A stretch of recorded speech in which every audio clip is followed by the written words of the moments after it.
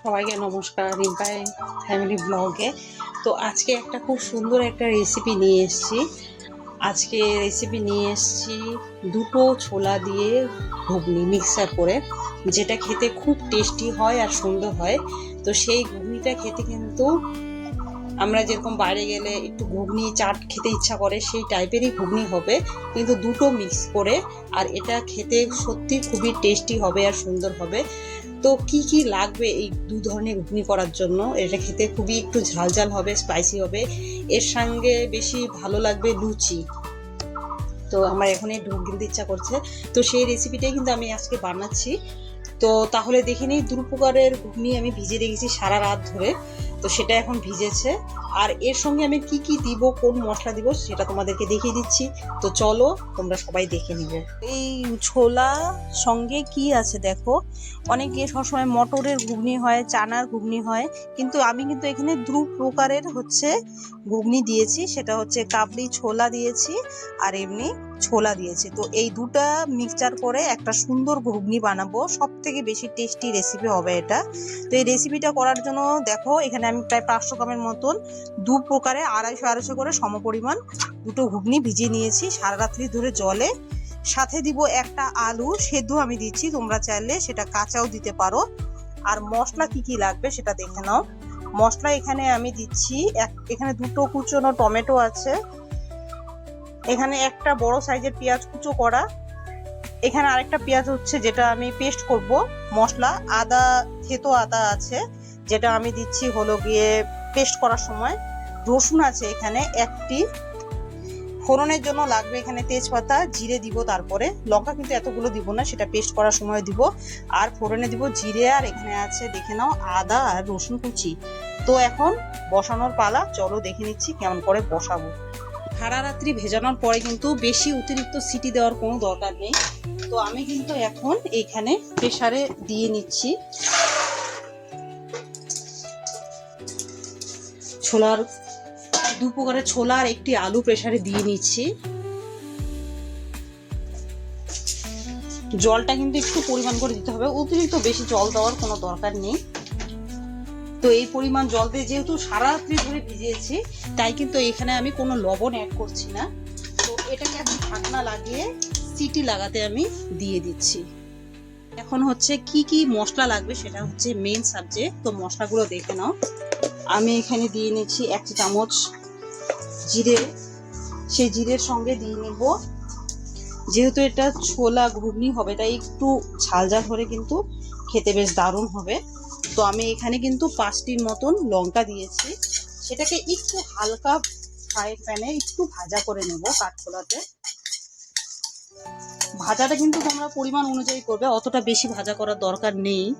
ভাজাটা কিন্তু হয়ে গিয়েছে, মিক্সারে কিন্তু এটা আমি ঢেলে নিলাম।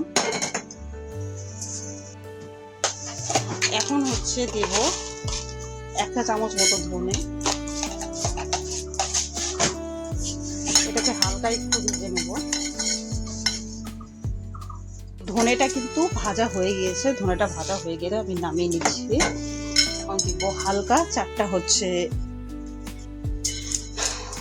মতন এলাচ, অল্প একটু দারচিনি আর অল্প একটু লং, গোলমরিচের গুঁড়োটাও আমি পরে দিয়ে নেবো। এটাকে এখন কিন্তু আমি হালকা একটু ভেজে নিচ্ছি, জাস্ট অল্প ফ্লেভারটা হবে। দিয়ে নেব হচ্ছে দুটো মতন তেজপাতা, একটু হালকা ভাজা করে নেব।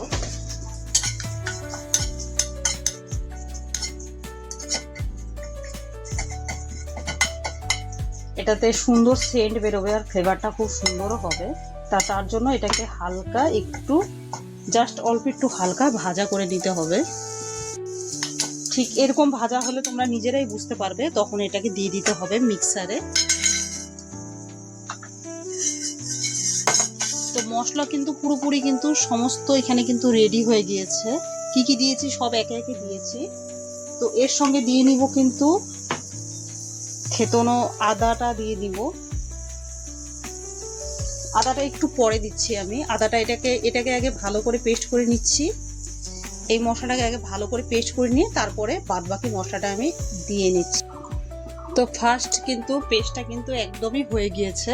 এটা হচ্ছে এখানে ছিল শুকনো ভাজা যেগুলো ছিল, সেই মশলাগুলোকে একদম পেস্ট করে নামিয়ে নিলাম।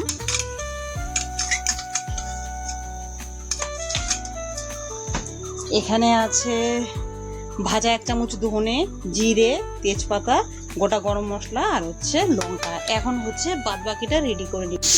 হয়ে গিয়েছে, তো এটাকে একটা বেশি চামচ কিছু একদমই দেবো না, এটাকে এখন আমি অফ করে দিচ্ছি।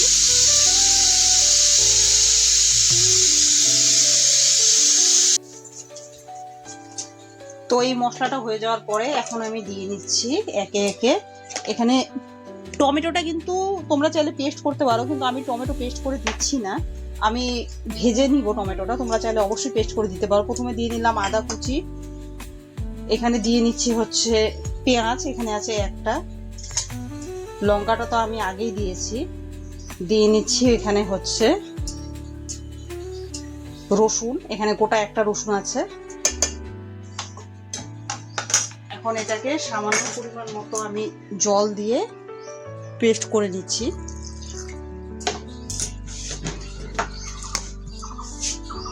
তো প্রেসার কুকারের সিটিটাকে কিন্তু একদম খুলে নিব, কারণ যেহেতু এটা আগে সিদ্ধ করেছি, মানে ভিজিয়ে রেখেছিলাম সারা রাত্রি, তাই সিটিটাকে খুলে নিয়ে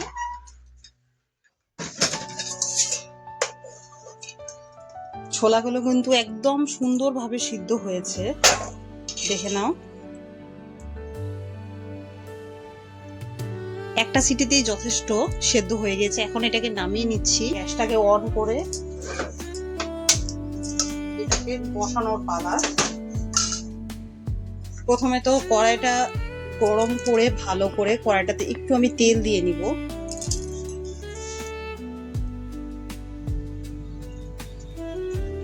আমি এখানে সরষের তেল ব্যবহার করছি, তোমরা চাইলে অন্য তেলও দিতে পারো। তো তেলটাকে ভালো করে আগে গরম করে নেই। তো তেলটা কিন্তু একদম গরম হয়ে গিয়েছে। তো এখন তেল গরম যখন যেহেতু হয়ে গিয়েছে, এখন হচ্ছে ফোড়ন দিয়ে নেওয়ার পালা। তো ফোড়নে কি কি দিব সেটা দেখে নাও। প্রথমে দিচ্ছি গোটা জিরে,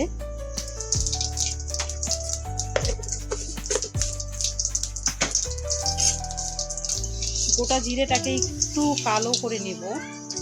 গোটা জিরেটাকে একটু কালো করে নিব। একটু কালো হয়ে গেলে দিয়ে নিব আমি হচ্ছে গোটা লঙ্কা আর তেজপাতা। গোটা লঙ্কা আর তেজপাতাটাকে একটু ভালো করে কালার করে নেব। দিয়ে নেব হচ্ছে আদা কুচি আর হচ্ছে রসুন কুচি একসাথে।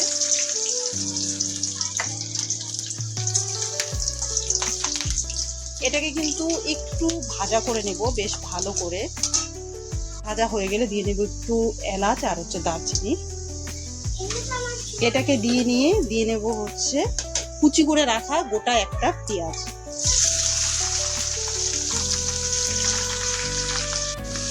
পেঁয়াজটাকে কিন্তু একদম একটু লাল করে ভেজে নেব। হালকা লাল যখন হয়ে আসবে, তো এখন লাল করে ভেজে নেওয়ার টাইম পর্যন্ত দিয়ে নিতে হবে। তো একটু লাল করে ভেজে নিচ্ছি। তো পেঁয়াজটা যখন ঠিক এই কালারের লাল হয়ে আসবে, ঠিক এই কালারের যখন লাল হয়ে আসবে, তখন পেঁয়াজে দিয়ে দিতে হবে টমেটো।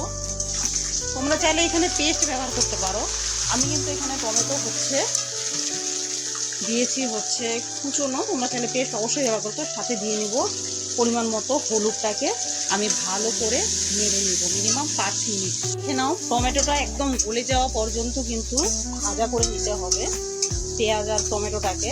তো টমেটোটা কিন্তু এখন মোটামুটি গলে গিয়েছে। তো এখন এই অবস্থাতে আমি দিয়ে নিব হচ্ছে এই যে মিক্সারে ফার্স্ট পেস্ট করে রাখা যে মশলাগুলো আছে পেঁয়াজ রসুন আদা বাদে, তো সেটাকে এখন আমি কিন্তু দিয়ে নিচ্ছি।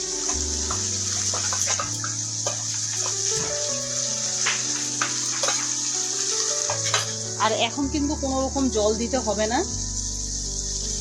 ফ্লেমটাকে একটু লো করে নিয়ে এটাকে আমি নেড়ে নিব আরো 5 মিনিটের মতন।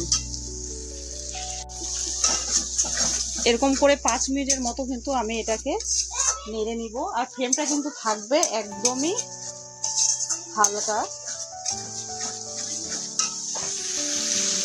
তো 5 মিনিট কষিয়ে নেওয়ার পর মশলাটাকে যখন দেখবে একটা সুন্দর গন্ধ বেরোবে, আর দেখো তেলগুলো কিন্তু ছাড়তে শুরু করে দিয়েছে, এখন কিন্তু এই পর্যায়ে কোনো জল দিবে না। তখন বাদ বাকি যে এখানে যে পেঁয়াজ আদা রসুনটা আছে এই পেস্টটাকে আমি দিই।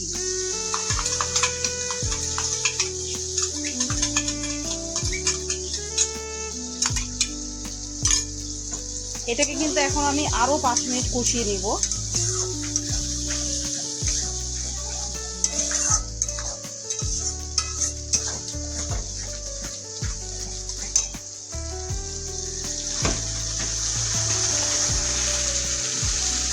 এটার সাথে দিয়ে নিব কালারের জন্য একটু কাশ্মীরি লঙ্কার গুঁড়ো,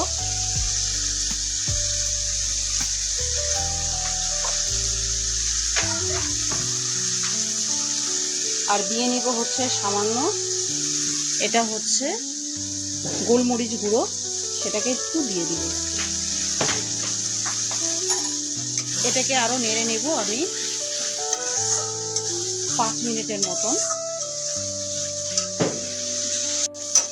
তো দুটো প্রকারের মশলা দুবার দিয়ে, এখন দুভাগের মশলা দুবার দিয়ে এখন দিয়ে নেব এতে আমি 1 থেকে 1.5 কাপের মতন একটু জল। ব্যাস এইটুক জলই হয়ে যাবে। এটাকে এখন আমি আরেকটু কষিয়ে নেব মিনিমাম 5 থেকে 7 মিনিটের মতন। এই মশলাটাকে এখন একটু কষতে দিতে হবে। তো মশলাটাকে জল দিয়ে একটু 5 থেকে 10 মিনিট কষানোর পর এখন দিয়ে নেব সেদ্ধ করে রাখা ছোলাগুলো, দু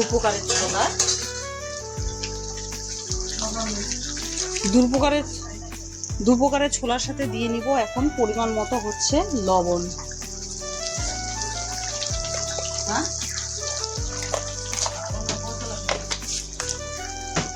এটাকে আরো একটু কষিয়ে নিব 5 মিনিটের মতন। লবণ দিয়ে নেওয়ার পরে দু প্রকারের ছোলা দিয়ে দেওয়ার পরে দিয়ে নেব আমি আলুগুলো। আলুটাকে ভাজা করে নিই, কারণ আলুটা হচ্ছে একদম সেদ্ধ করা, তাই আলুটাকে ছোট ছোট পিস পিস করে কেটে দিয়েছি। গ্রেভি টাইপেরটা ভালো হবে, তার জন্য এই আলুগুলোকে এখন আমি দিয়ে নিচ্ছি। এটাকে আরো কষিয়ে নিব আমি মিনিমাম 10 মিনিটের মতন কষাবো, যতক্ষণ না তেল ছেড়ে যাচ্ছে দু প্রকারের ছোলার ঘুগনি থেকে। দিয়ে কিন্তু একদম পারফেক্ট ভাবে তেল ছাড়তে কিন্তু শুরু করে দিয়েছে, দেখতেই পাচ্ছ। আর কোনো বেশি তেল কিন্তু দিতে হয়নি, প্রথমে যা তেলটা দিয়েছিলাম সেই তেলেই কিন্তু একদম পারফেক্টভাবে হয়ে গিয়েছে। তো এটাকে কিন্তু এখন জল দেওয়ার সময় হয়েই গিয়েছে। একদম কিন্তু মশলাটা একদম পারফেক্টভাবে তেল ছাড়তে শুরু করেছে আর সুন্দর একটা গন্ধ বেরিয়েছে। তো এখন কিন্তু আমি দিয়ে নিব পরিমাণ মতো জল, যেহেতু এটা একটু আমি মাখো মাখো টাইপের করব, গ্রেভি টাইপ হবে, তাই সেটাকে জলটা দিব আমি খুবই সামান্য।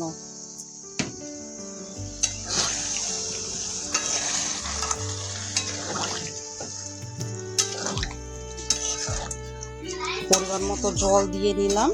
এখন এটাকে আর একটু ফুটতে দিব মিনিমাম 10 মিনিটের মতন। এখন ধনেপাতাটা আমি দিয়ে দিচ্ছি।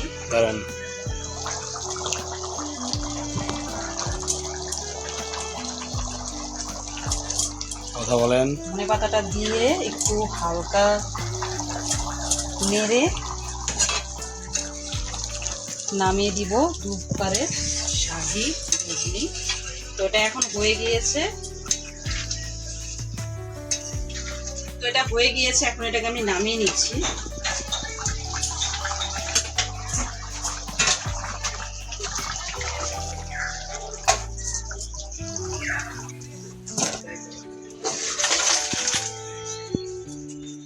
হয়ে গেল না মনে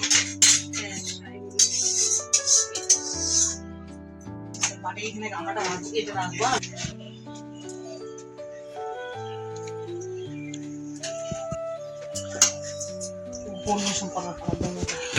ছবি তুলবো, হাত 2 হাত রাখছিলেন, হাত শুদ্ধ তুলবো তো, তুলেন না, নিচে নামান, ওই প্লেটটা দেখা যাচ্ছে না। হ্যাঁ, এইভাবে থাকবে।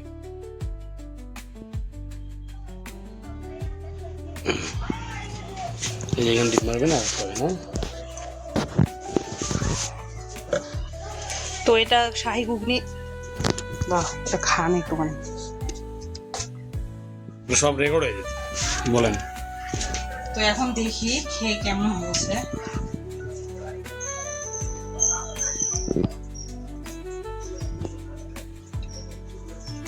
সব একদম পারফেক্ট আছে, দারুণ। তোমরা এমন করে বানাবে শাহী 2 প্রকারের ছোলা দিয়ে ঘুগনি। বাই।